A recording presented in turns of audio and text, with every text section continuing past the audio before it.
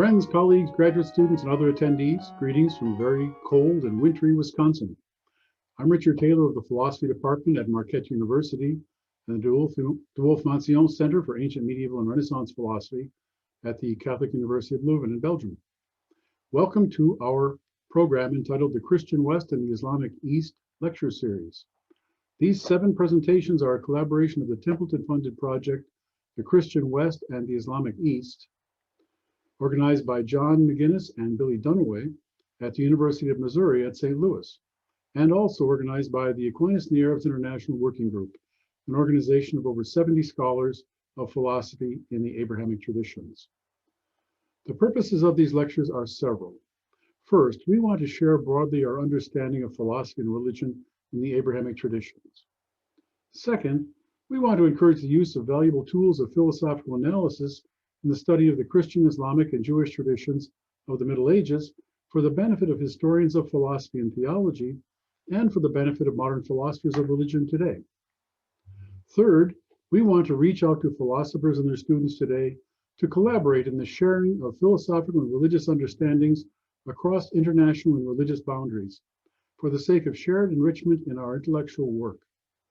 And fourth, with the website containing links to the video lectures and the planned publication of articles based on the presentations, we intend to share our work even more broadly into the future. The recordings of these lectures will be valuable tools for student groups such as those with us today from the course of Professor Isabelle Moulin at the University of Strasbourg, those from the 2020 Fall Collaborative Graduate Course on Aquinas and the Arabic Tradition that Professor Andrea Robilio and I taught at Marquette University and at the Catholic University of Leuven, and other student groups from around the world. These lectures by experts in medieval philosophy in Arabic, Latin, and Hebrew, and in philosophy of religion from the US, Germany, France, Turkey, Israel, and Morocco began in the fall with presentations by Professor Billy Dunaway of the University of Missouri at St. Louis and Professor Nadia German at the University of Freiburg in Germany. January 2021, we had a fine presentation by Dr. Christina Cerami of the CNRS and the University of Paris at Panthéon-Sorbonne. Our 4th lecture was by Professor Rahim Ajar of the Divinity Faculty of Marmara University in Istanbul. For March, today we have our 5th lecture by Professor Bob Pasnau of the University of Colorado. Bob is, of course, a very well-known leader in the field of medieval philosophy, as well as later philosophical thought. He edited the enduringly valuable Cambridge History of Medieval Philosophy in 2010. He's written extensively on human nature and Aquinas, and even done translations. And more recently, he provided a very insightful tome not to be missed. The title is After Certainty, A History of Our Epistemic Ideals and Illusions, published in 2017. He's also the editor of Oxford Studies in Medieval Philosophy. We hear from him often about opportunities and develops in the study of medieval philosophy via his blog postings on In Medias Phil, which is much appreciated. And finally, of particular interest to some of us, Bob and Fuad Ben Ahmad have prepared the forthcoming general article on Ibn Rushd or Averroes for the Stanford Encyclopedia of Philosophy. Today, Bob presents A Tale of Two Determinisms, which interestingly enough, involves the thought of Ibn Sina, Avicenna, and Martin Luther. We now ask that you connect to the link found in the Zoom chat area for the recording of Bob's lecture. The video is 49 minutes. The live discussion will begin on Zoom at approximately 7 minutes past the hour. Please keep your Zoom connection live while you watch the video via your browser. Thank you. Hi, everybody. Thanks very much for inviting me to this series of talks. It's a pleasure to join you all. I want to talk today about the research I'm doing on a book in progress on the history of the voluntarist movement towards the end of the Middle Ages. I've been working on a book on this subject for a while. It's been taking me a while because I've had a hard time kind of getting to the core of what it actually is that I want to talk about. The talk I'm going to give you today is kind of a big picture sort of story in which I look at some of the very broad themes that voluntarism lies at the center of. I'm actually not going to talk that much about voluntarism. I'll say enough so that to give you a sense of how I understand that term. But I'm mainly going to look at how voluntarism is situated between two different kinds of determinisms, two sorts of determinisms that I think have a tendency to be run together or at any rate not properly appreciated for the distinct things that they are. And I want to try to pull them apart and give you a kind of a big picture narrative for how this story goes. So let me figure out how to advance my slides. There we go. First of all, who are the people involved? I want to, in very broad terms, distinguish four different movements. The intellectualists, first of all, which you can think of as going all the way back to antiquity, Socrates, Aristotle, into the Middle Ages, in people like Thomas Aquinas, C.J. Brabant, Godfrey of Fontaine. Lots and lots and lots of examples might be offered. Second group of folk I want to talk about are the metaphysical determinists, who may be intellectualists, and I'll come back to that, but they hold a certain kind of determinism that I want to call metaphysical. And I have in mind folk like Ibn Sina, Ibn Rushd, Peter Abelard, John Wycliffe. I'll say more about this as we go. Third, the heroes of my particular story, the voluntarists. Voluntarism is also a movement that you can think of as having roots much earlier in the history of philosophy, but for my purposes, I'm particularly interested in the end of the 13th century and into the 14th century in figures like Peter John O'Leary, John Duns Scotus, William Ockham. Finally, the theological determinists. Again, a movement that has roots going deep into the history of philosophy, but I want to look at this movement as a movement associated with voluntarism in a certain sort of way that I'll explain as we go. The great proponents of which I'm interested in, of this movement are Thomas Bradwardine, Martin Luther, and then a host of further characters beyond that. Okay. That's the rough territory I'm interested in exploring. Let me start out with metaphysical determinism. If you take an author like Ibn Sina and you look at what he has to say about causality and what he has to say about the necessity involved in causality, you can begin to get a sense of the sort of thing that I have in mind. So let me read this passage from the Shifa, the Metaphysics. He writes, that whose relation is one and the same to a thing's existence and non-existence has no greater claim to be the cause than not to be the cause. Indeed, sound reason necessitates that there should exist a state that differentiates between these two outcomes. The effect would then proceed necessarily, regardless of whether the differentiating state is an act of will, appetite, or anger, or something originated, natural or otherwise, or some external thing. Hence, with the existence of the cause, the existence of every effect is necessary, and the existence of its cause necessitates the existence of the effect. So for Ibn Sina, this very famously is his conception of what it is to be a cause. To be a cause is to be a necessitating, or if you like, a determining cause, such that once the cause is in a place, the effect must happen. And the effect is necessary in view of that cause. And so the overall big picture you get arising from this sort of view, as Caterina Bello puts it, is that no possible being actually exists as such. For whatever actually exists is necessary, owing to its causes. Much the same kind of view can be found in Ibn Rushd. I won't go into this in any detail. The details aren't entirely the same as Ibn Sina's, but it's a very similar sort of approach. He writes, for instance, in the Physics Commentary, an action does not come from that which is equally contingent, except with the assistance of some extrinsic cause. From the equally contingent, no action proceeds. So to find this among the two great philosophical sources in the Islamic world of later European thought, to find this here puts a powerful pressure on the shape that European thought would go on to take.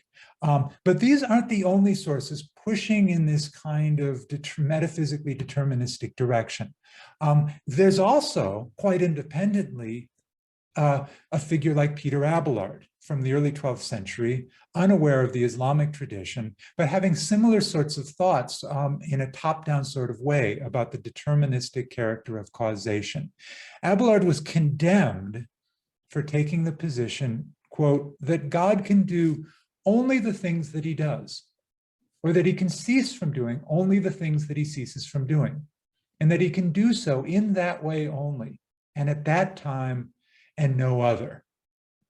Now, it's controversial whether this claim about God is a claim that for Abelard runs all the way down the causal chain, so that all beings are necessitated in this sort of way. That's the kind of picture you get from the Islamic tradition, which certainly does think that their claims go all the way up to the first cause. But it's been argued by John Merenbaum, for instance, that we shouldn't understand Abelard as having this kind of comprehensive deterministic view. Merenbaum thinks that Abelard makes this claim about God because God is under a certain pressure to do what's best. God can recognize what's for the best. Once he recognizes that God's goodness forces him to do that best thing, Abelard doesn't think those conditions apply to creatures, as Merenbaum reads him. So sort of surprisingly, Abelard's view might be that God is necessitated in a way that we are not. That's not clear, but at any rate, this is a source for a certain kind of determinism. Skipping ahead to the later 14th century, you can find John Wycliffe taking a similar sort of line. Wycliffe writes, "The human beings whom God understands and produces, he can understand and no further. Hence, just as it is the same for God to understand a thing and for God to be able to understand a thing, so it's the same for God to do a thing and for God to be able to do a thing." Wycliffe also was condemned for this sort of position, which was thought to be a position very much like Abelard's position. He was condemned for defending the proposition that omnia de necessitate absoluta eveniunt. Now, Wycliffe's grounds are rather different from Abelard's, and rather different, I think, as well from the Islamic philosophical tradition. Wycliffe arrives at this view because of some very interesting but difficult to understand principles about the grounds of possibility. Wycliffe takes the grounds of possibility to lie in the divine ideas. What's possible is what God can understand.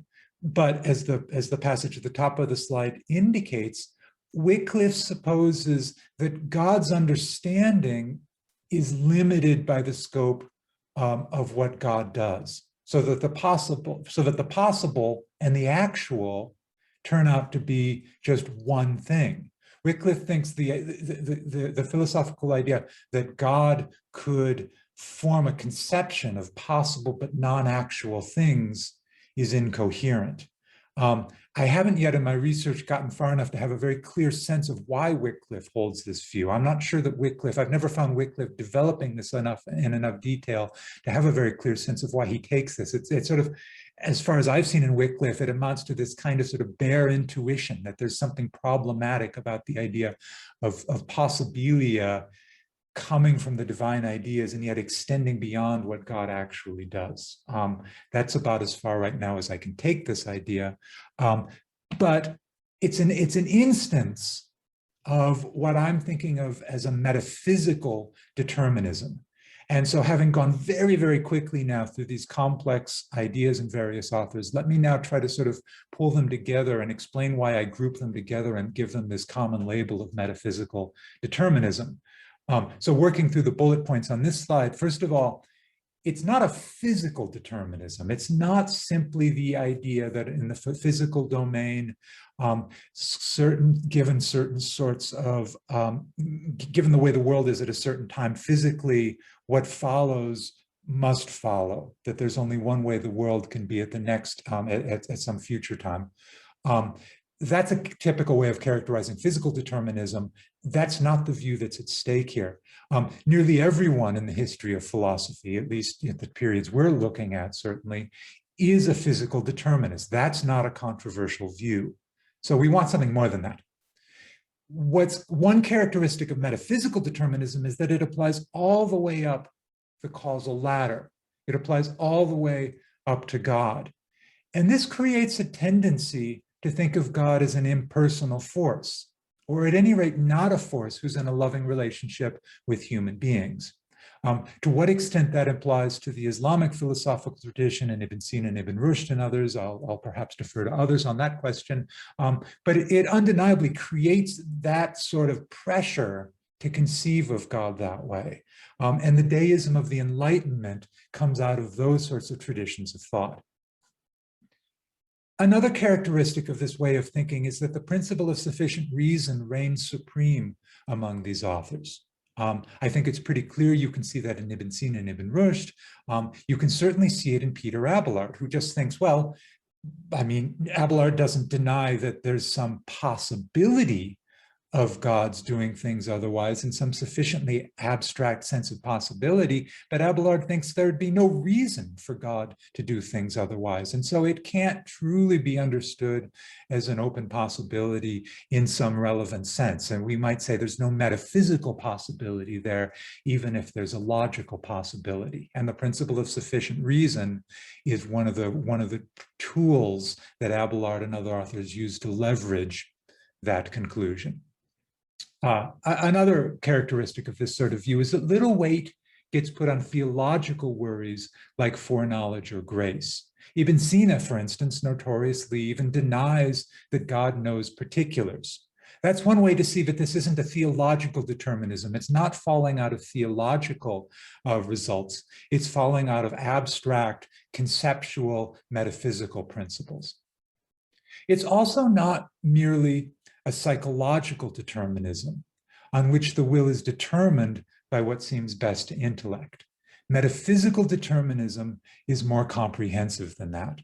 I'll come back to psychological determinism.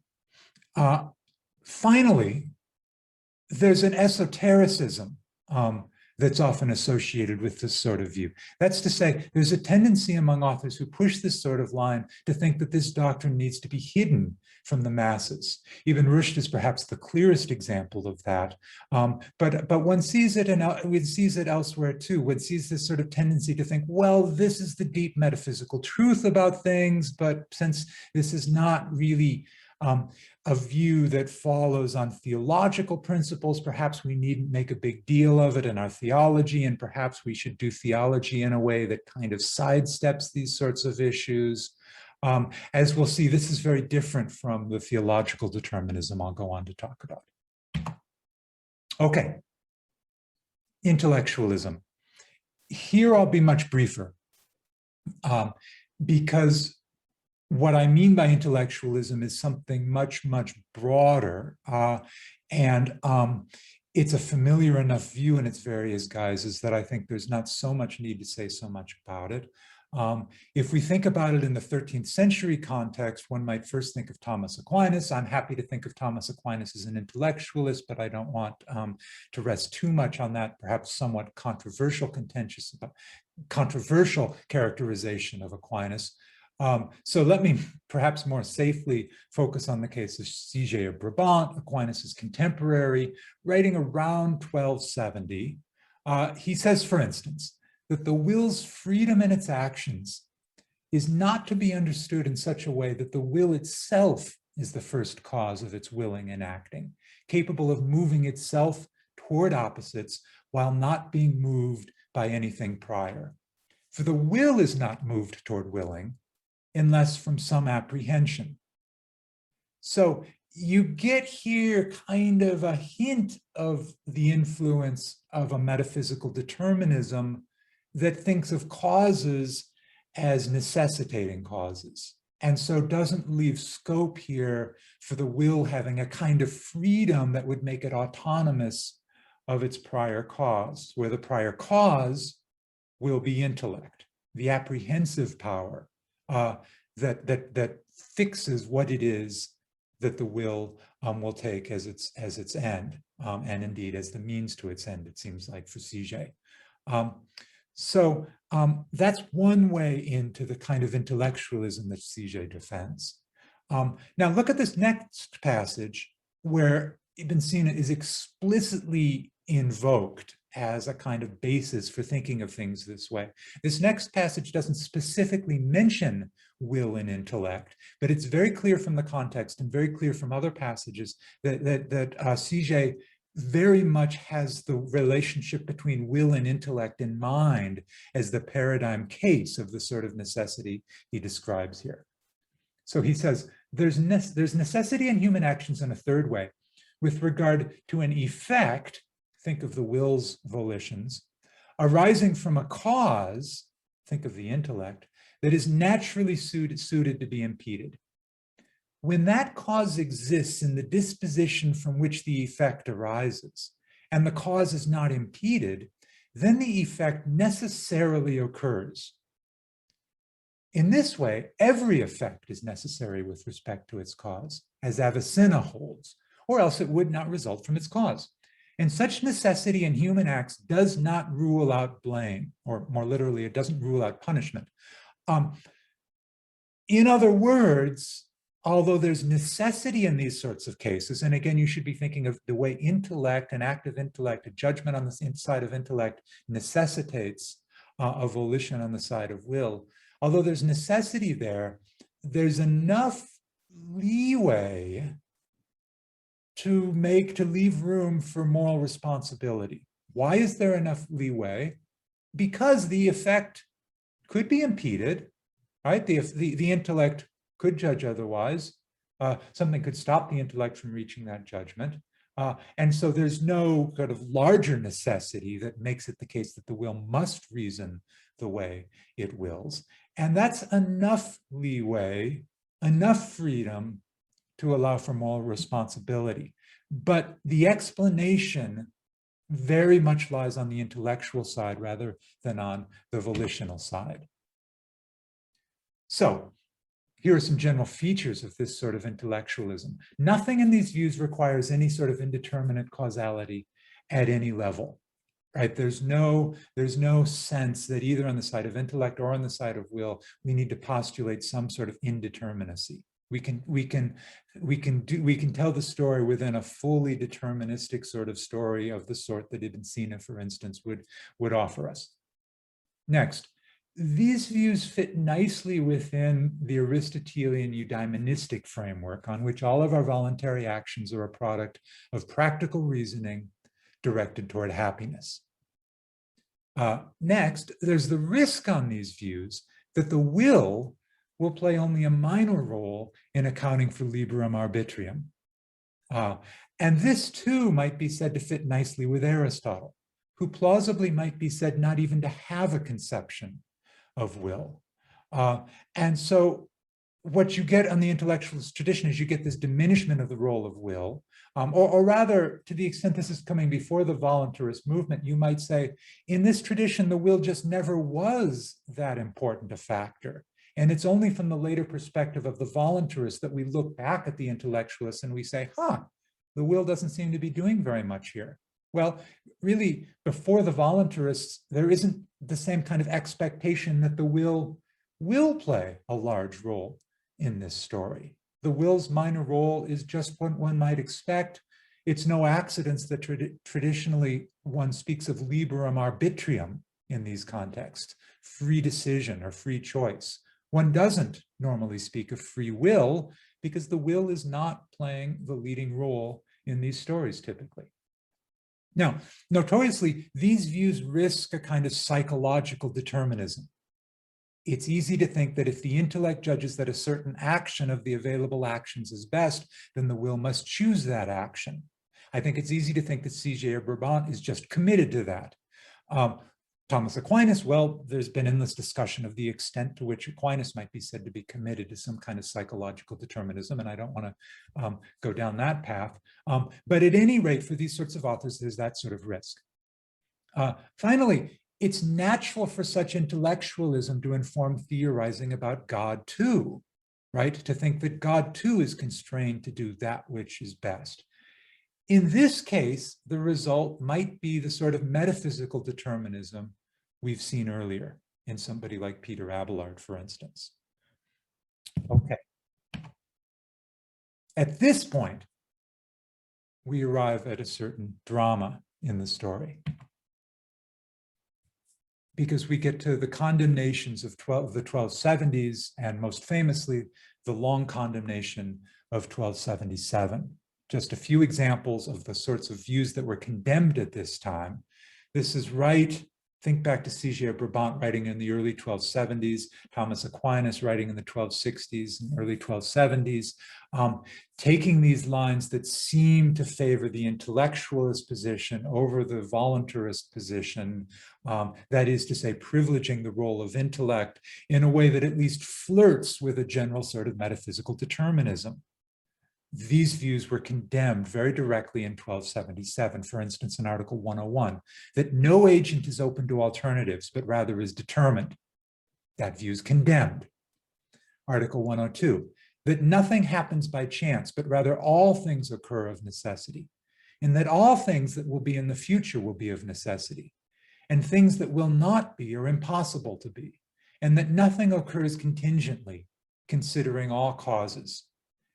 Here the target is kind of a mishmash, not a very sophisticated mishmash. The condemnations are not very sophisticated, but a kind of a mishmash at any event of a metaphysical determinism, of an intellectualism that leads to a kind of psychological determinism. The idea is somehow all of these results are to be avoided. How are they to be avoided? Here's where voluntarism comes in. Now, at this point, we're into the central territory that I'm trying to write a book on, and I could go on at great length and talk about the many respects in which voluntarism shapes philosophy in the years after the 1270s. Let me just focus on one small issue that arises in the context of voluntarism, the issue that for our purposes is most important. The way in which the voluntarists want to shake free of metaphysical determinism and psychological determinism by ascribing to the will a kind of wide open possibility to perform alternatives in a way that's not determined by prior events. So Scotus, not the first, but the leading figure in this movement, writes the following. The way a power elicits its proper operation can fall into only one of two classes. For either the power is of itself determined to its action, so that as far as itself is concerned, it cannot act when it is not impeded by something external, or it is not of itself determined, but can perform this act or the opposite act, and can also act or not act. The first power is commonly called a nature. The second is called a will. What Scotus wants to do then is he wants to draw this fundamental distinction in what there is between the domain of nature and the domain of the voluntary, the domain of voluntas or will. And he wants to say in the natural domain, the Ibn Sina style view is correct. Determinism holds sway. Effects necessarily follow their causes. But there's a special domain, the domain of the voluntary, where those principles do not hold, where determinism does not hold, where actions are not necessitated. The will has the power to do one thing or to do another thing, hold constant the whole state of the world at a certain time. The will can, at that time, will a thing, or it can decide not to will a thing. It can even decide to do the opposite thing. So that kind of metaphysical determinism is just flatly rejected. And you see the same sort of approach in Peter John O'Leary, Henry of Ghent, William Ockham, and a whole lot of other people. So here are some features of voluntarism. As I explained, these authors defend what now gets called a libertarian conception of will. Here's where we arrive at a view that rejects a deterministic conception of the natural world.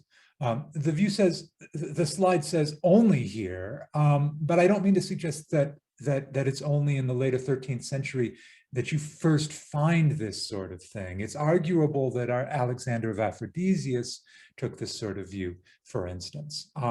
And you find other authors in the Latin tradition saying things that might imply this sort of thing, but they're not terribly clear about it. Alexander himself is not terribly clear about it. It's only I would claim that it's only here in the later 13th century that you really get worked out in careful detail the anti-necessitarian implications of this sort of view. At best, in earlier authors, you can find it implied, but not directly defended. Okay, given that, the will now becomes the locus of liberum arbitrium. And it becomes apt, perhaps for the first time, to speak of free will. And you do start to see that phrase more and more. In preference to liberum arbitrium, you see authors speaking of voluntas libera, thinking of the will as the locus of human freedom.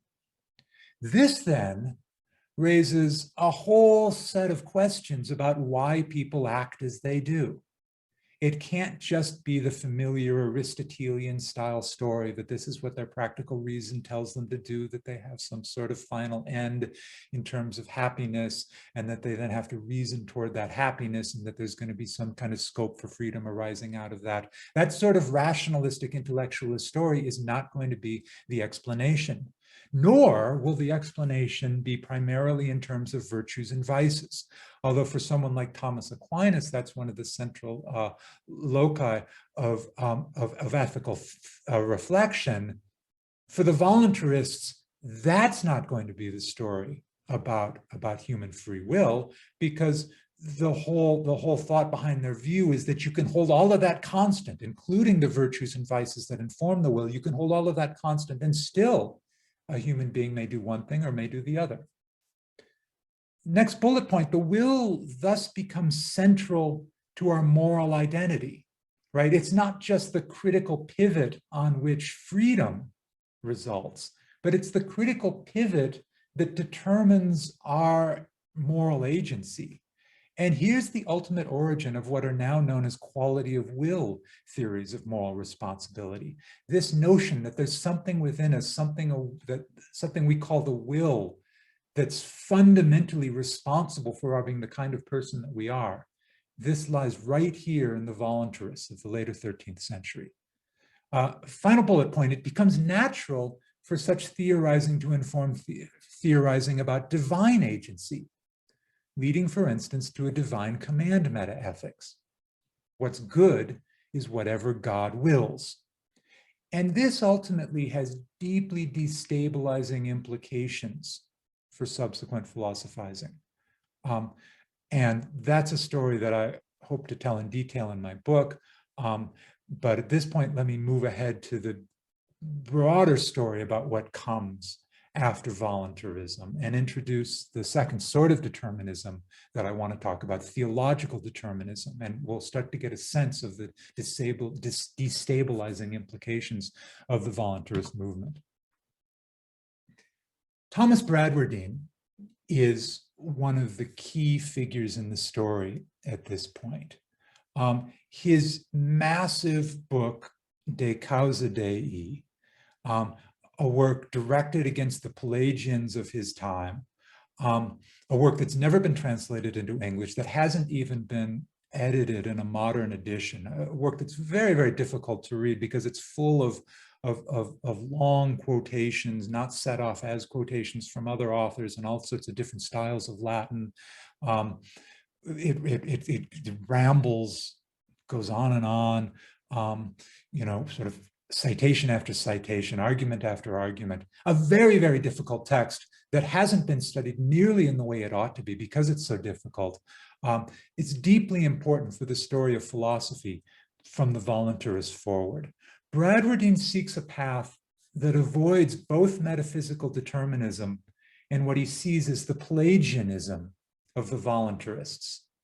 So he writes, the Pelagians, pestilent and ungrateful for the manifold grace of God, try to take from God those graces that are due him and those actions of grace that are due him.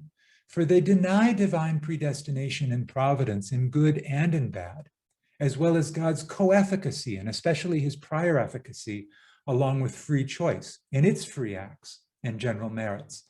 They are motivated especially by this, that there would in that case be necessity there, not freedom or merit. And if you're a bit unclear about what Pelagianism is, well, for Bradwardine, it means a lot of things for different people, but for Bradwardine, this passage is as good, I think, a guide to what he thinks Pelagianism amounts to as I could give you. He goes immediately on. Other heretics attempt likewise to take from God the acts of grace that are due to him, saying that he does whatever he does out of necessity and nothing by grace or by free will. So it is that some heretics seek to destroy free choice in general, both in God and in creatures, and to destroy all grace as well as gracious and free action, saying that all things that occur of necessity.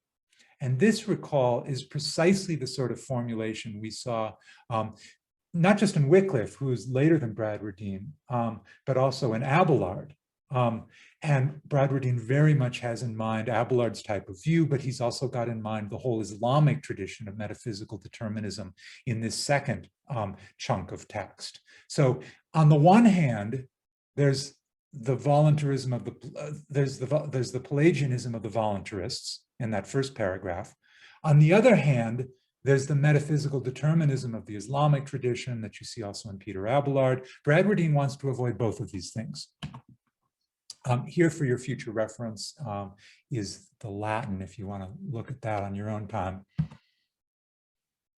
What Bradwardine effectively does is he weaponizes the voluntarist movement. He embraces it in many respects, but builds it into something that in effect turns it against itself.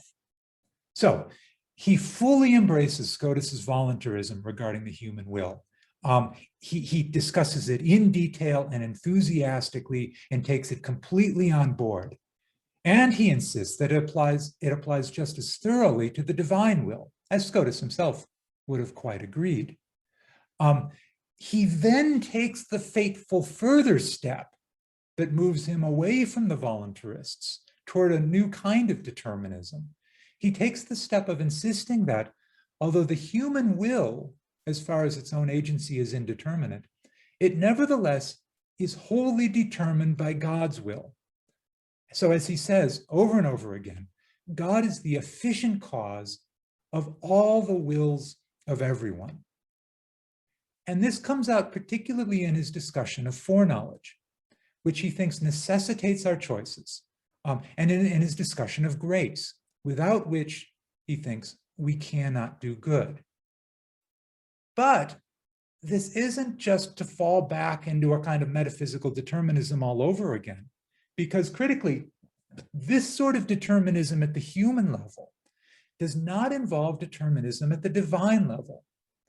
God is the unique agent who has radical, unqualified freedom. And you can see this sort of thing in this passage, in which he's discussing the ways in which God gives grace to human beings. So he says, to understand more clearly those doctors who say that there is no cause for why of two people who are equally pious, God gives perseverance, a kind of grace, to one and not at all to the other. It should be noticed that this can be understood in two ways. First, that there is no sufficient cause on the part of the two human beings. This is true, just as it's true that no cause for predestination and reprobation should be posited on the part of human beings. So notice here, he's rejecting quite explicitly the principle of sufficient reason, at least as it applies to God. God does not require a sufficient reason for the choices that God makes. There is no sufficient reason for why God gives grace to one human being and does not give grace to a different human being who in all relevant respects is the same. There just needn't be a sufficient cause for that. Second, though, he goes on, that there is no sufficient cause on God's part. But this too can be understood in two ways. In one way, entirely generally, and so understood, it's false, since the divine will is the sufficient cause of both. So that is to say, it's not as if Bradwardine wants to tell us, it's not as if there's no cause at all for why God gives grace to the one person and not to the other person. There certainly is a cause. It's God's will, which is enough of a cause. But in another way, specifically, namely that in God, there is no cause or reason antecedent to his will, determining it more strongly and preponderantly to giving perseverance to the one and not to the other. I judge this understanding to be true. So in other words, the cause simply is God's will, period. There's no prior explanation to the act of will by which God chooses to give grace to one person and not to another who in all relevant respects is the same. God just does it that way. God, that's an aspect of God's radical freedom. For your future reference, here's the Latin to that passage. This sets the stage for what's to come in the history of Christian thought. When you take that sort of determinism, which I'll be calling theological determinism, and you push that even more radically than Bradwardine did, you arrive at Martin Luther. Luther, unlike Bradwardine, Luther just flatly denies that human beings have free choice, free will. So provocatively, he writes, there's no doubt that the phrase liberum arbitrium came into the church through the teachings of Satan so as to seduce people away from the path of God onto their own paths. And to get a kind of a very big picture sort of sense of Martin Luther, you can think about this in terms of his three famous principles: sola gratia, sola scriptura, sola fide. First of all, sola gratia. We cannot do good. Only God does good through us via grace. On our own, without the gift of grace from God, we simply do not have the capacity to choose the good. We may stumble onto the good, or we may not, but it doesn't count as doing good because our wills, given our fallen natures, are not such to be able to choose the good in a way that's sufficiently good to count as meritorious. Nothing we do on our own can count as meritorious. So without grace, we cannot do good in any way, but without grace, there's not even any prospect for good to be done through us. That's the first doctrine. Second doctrine, sola scriptura. Neither reason nor church authority is a valid source of information. Now, in the context of the Protestant Catholic disputes, people focus on the second bit, church authority, and its status, and focus on Luther's rejection of church authority as a valid source for information. But from a philosophical point of view, it's important to stress the first bit, the absolute poverty of reason from Luther's perspective as a guide for Christians. Luther could have been a great philosopher. If you read Luther, you see a brilliant mind at work concerned with the very sorts of issues that philosophers are concerned with. But Luther despises philosophy. Luther thinks that philosophy is hopeless as a source of theological insight. He thinks human beings should abandon the use of reason to try to make progress in understanding the faith, to make progress in understanding God, to make progress even in their moral reasoning. He thinks we should rely on Scripture alone as a source for what it is, for how we ought to conduct ourselves. Rely on Scripture, and then finally, point 3, rely on faith, sola fide. Salvation is possible only by putting our trust in God to save us. Famously, no works will save us. And that's because, in part, we don't know what works will meet God's approval. That goes back to the second point, sola scriptura. There's no access we have to any sort of moral truth that can offer us a reliable guide to knowing whether we're doing something that's in any way good. We just have no way of knowing. All we can do is put our trust in God and trust God to use us as a vehicle for the good in the right sort of way. So there's an epistemic gap here that we are incapable of bridging. Also, we can't achieve any good works on our own anyway, because of the first point, sola gratia. So even if somehow epistemically we were capable of grasping what it is that we ought to do, we wouldn't have within us the capacity to do it. Hence, it follows that the very notion of free human will is an illusion. We don't have the power to do the good that we ought to do, nor do we have the knowledge of what that good is that we ought to do. Only God has freedom, and his freedom is absolute. Generalizing the kind of theological determinism at issue here, these views generate their determinism not from general conceptual truths, but from specifically theological doctrines, doctrines of foreknowledge, providence, grace, original sin, and still more. Hence, it's a kind of theological determinism. These views are not determinists regarding God, and this sharply distinguishes these sorts of views from the metaphysical determinists. On the contrary, these views take off from voluntarism at the divine level. They take the voluntarist doctrine, they apply it to God, and then the very contingency of the divine will and the divine plan takes away from human freedom, because it turns out we live in a world that's so uncertain from our perspective, that's so contingent, that we don't have the resources in which to navigate it successfully without God's help. Divine freedom thus takes away from human freedom, in part because it renders the world unintelligible. And this is precisely the opposite of metaphysical determinism's stress on the principle of sufficient reason. The metaphysical determinist puts us in a world that we can, in principle, can understand and that we in principle can navigate. Yes, our behavior is determined, but it's determined in such a way that there's a kind of control that we have. It's a deterministic control, but it's a control nevertheless. For the theological determinist, the unintelligibility of the world puts it outside of our control. These views may, like Bradwardine, embrace a libertarian conception of will, even at the human level. Luther's a bit unclear about that point, but I suspect he doesn't care.